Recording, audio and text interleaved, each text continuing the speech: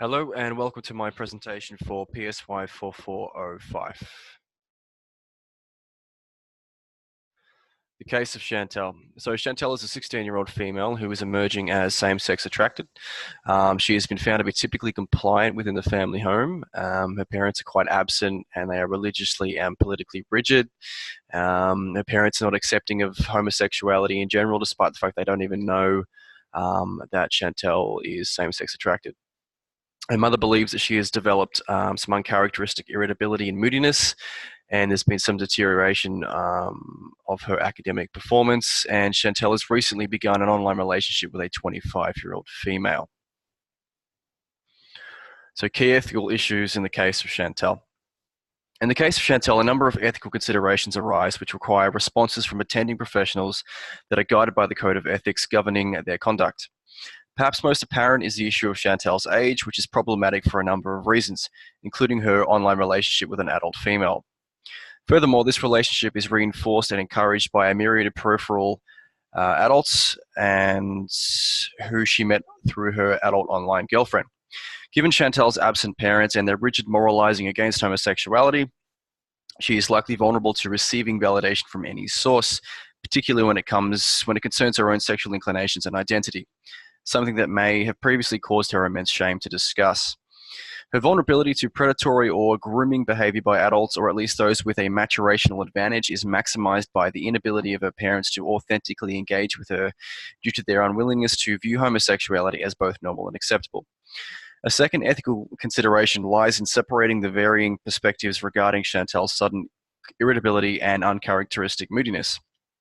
This quote pertains strictly to her mother's perspective and not necessarily to Chantel's. In fact, Chantel may see no issues with her behavior and may instead view these changes as healthy signs of psychological growth and individuation.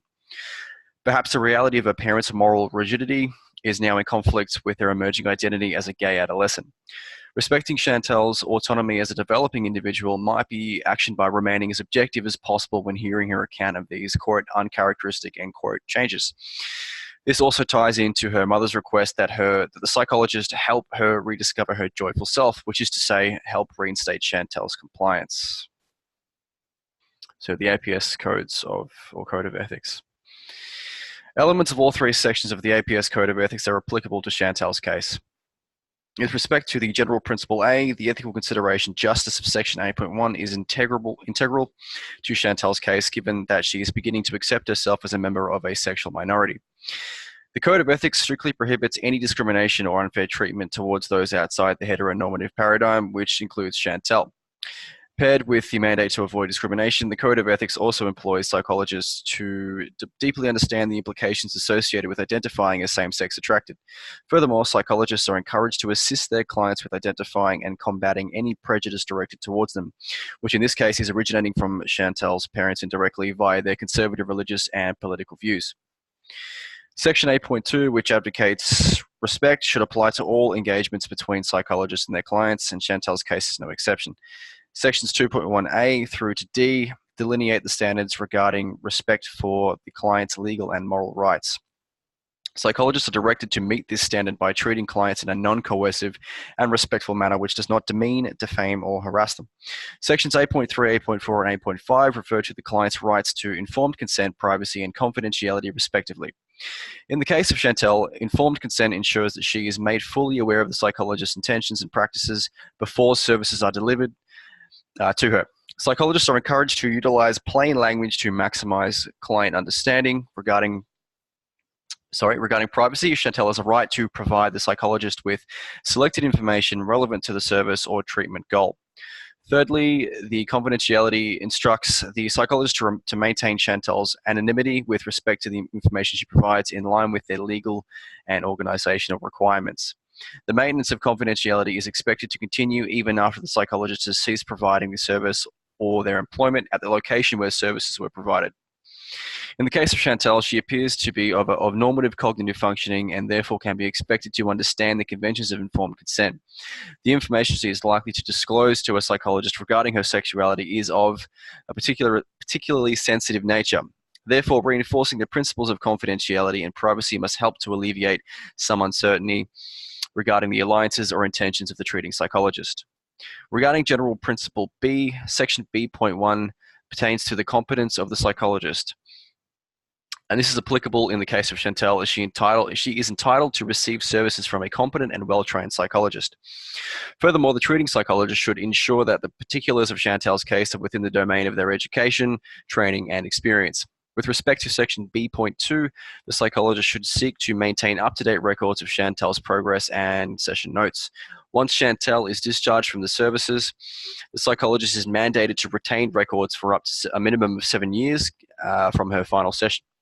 Additionally, given that Chantel is under the age of 18, the psychologist would be required to retain her records until she is 25 years of age.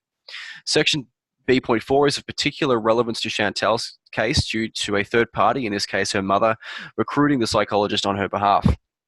Section B.4 requires psychologists to clearly state their relationships with each party involved, to confirm the way client information will be handled, and to inform the parties involved of the limits of confidentiality. For General Principle C, Sections C.1 and C.2, which refer to the reputable behavior and communication respectively, are integral to Chantel receiving ethically sound treatment. This would ensure the psychologist takes steps to avoid conduct that undermines themselves as a professional and the broader psychological profession. Furthermore, it would guarantee that the psychologist communicates to Chantel from a position of honesty and integrity. Finally, Section C.3, which pertains to conflict of interest, prompts the psychologist to remain avoidant of multiple relationships that may impede upon the service provided or exploit clients. In the case of Chantel, which may occur by way of the psychologist forming a secondary relationship to her mother, which may result in Chantel feeling undermined. Ethical decision-making model. The ethical decision-making model I have chosen for Chantel's case is the REFLECT model, developed by the Queensland Government. Justification for this model lies in the stepwise and procedural organisation of the model, which begins with recognising and defining the ethical dilemma and ends with a call to action and reflection. Regarding step 1 of the model, recognising, the major ethical issue for Chantel's case is her engaging in an online relationship with a 25-year-old adult female at the age of 16. At face value, the discrepancy in their ages is a cause for concern for Chantel, who is likely vulnerable to predatory grooming practices given her absent parents who remain opposed to homosexuality. Although this is not confirmed in the case synopsis, it remains a risk factor for Chantel.